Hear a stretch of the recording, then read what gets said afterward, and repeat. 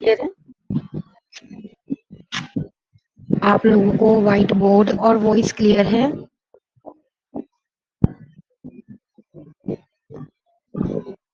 जल्दी से कंफर्म कीजिए।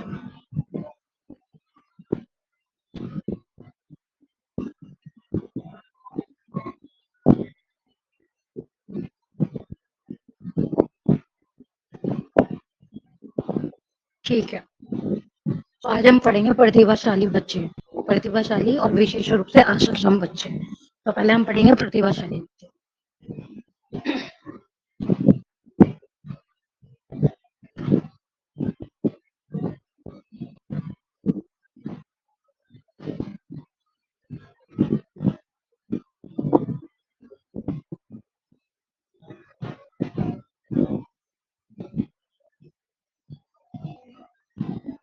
ठीक है, प्रतिभाशाली छात्र।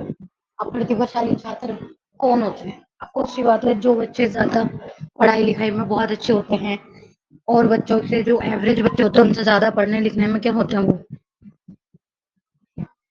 उनका आईक्यू लेवल भी हाई होता है, पढ़ने लिखने में बहुत अच्छे होते हैं, कोई भी कार्य करने में बहुत ज्यादा अच्छे होते हैं। ठीक है, सक्षम होते हैं वो ज्यादा कार्य करने में।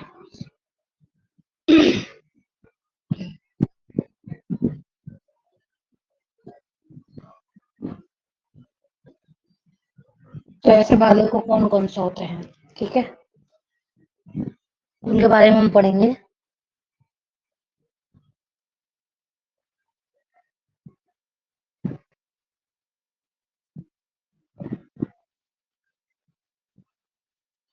पहला है बुद्धिलब्धि।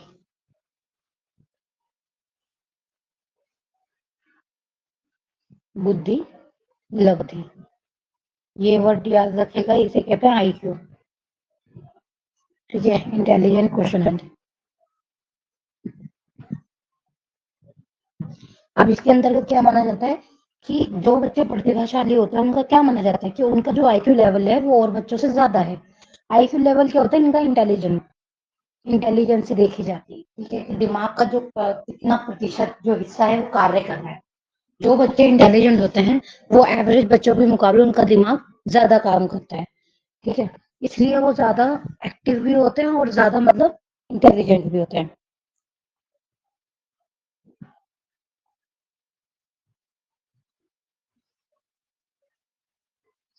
फिर आते हैं सामाजिक सभ्यता उपागम।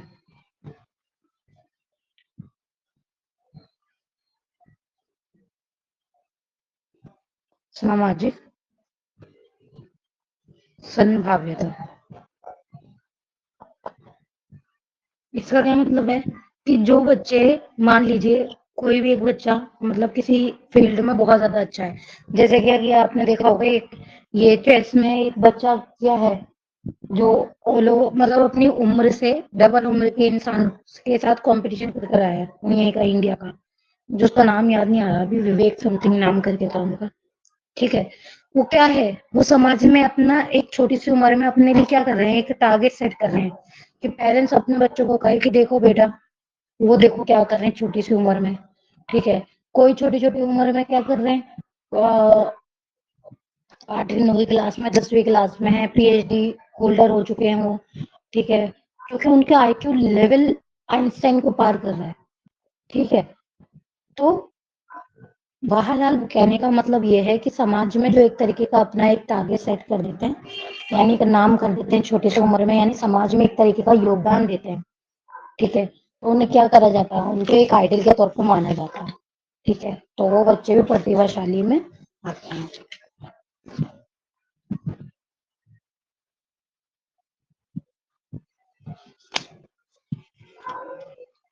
फिर आते हैं हमारे सांख्यिकीय उपागम, यानी सांख्यिकीय बच्चे। अब ये वो बच्चे होते हैं,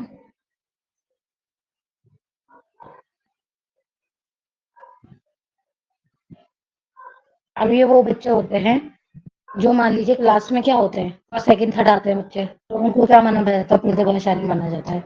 जिनको क्या होता है प्रतिशत, जो वो क्लास में कौन से होते हैं, क्लास में मान लीजिए एक 100 बच्चों की क्लास है तो 3 बच्चे उसमें से चुने जाते हैं जो टॉप होते हैं, तो कितने 2 से 3% ही बच्चे होते होंगे, यानी फर्स्ट सेकंड थर्ड जो आते हैं, तो सांख्यिकी के रूप में जिनके नंबर इस तरीके के आते हैं बहुत अच्छे, तो उन्हें भी प्रतिभाशाली की पहचान माना जाता है। ठीक है। अब ये देना प्रतिभाशाली बच्चों के अंदर क्या क्या गुणवत्ता होती है। ठीक है।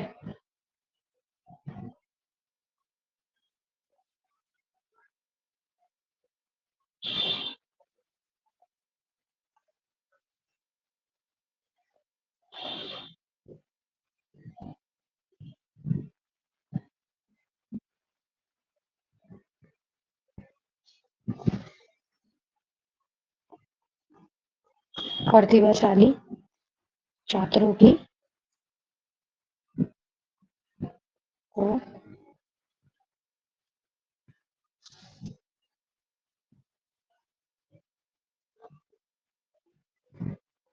पहचान, तो यहाँ प्रतिभाशाली छात्रों की क्या क्या गुणवत्ता होती है लिख लीजिए। इंग्लिश में ज्यादा इजी होता है ना ये पढ़ाना।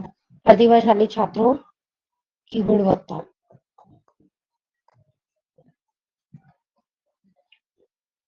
ठीक है।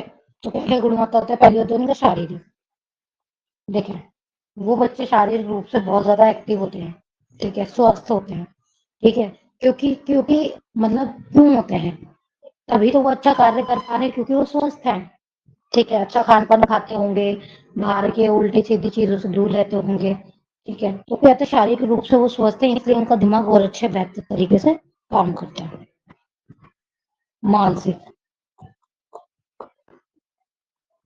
ठीक है, मानसिक रूप से भी वो बहुत अच्छे होते हैं। कैसे?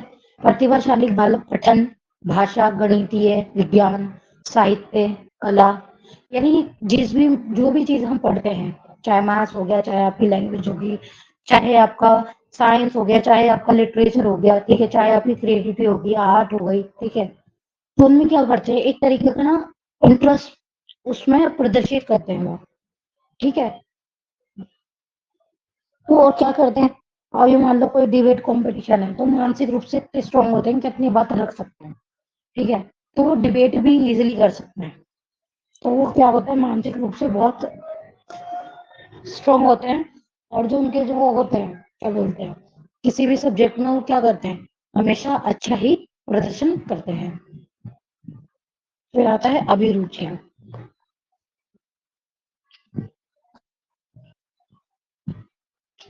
अब उनकी अभिरुचियां क्या क्या है।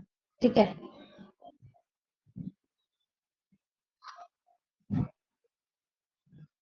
अभिरुचियां मान लीजिए बच्चे, और ये बच्चे जो होते हैं ना, ये पढ़ने लिखने में ये टीचर से भी आगे चलते हैं। जैसे कि वो सोचते हैं, अच्छा कल मैम ये चैप्टर पढ़ाने वाली है, तो वो पहले ही वो चैप्टर पढ़ कर आएंगे। ठीक है। तो क्या होता है उससे,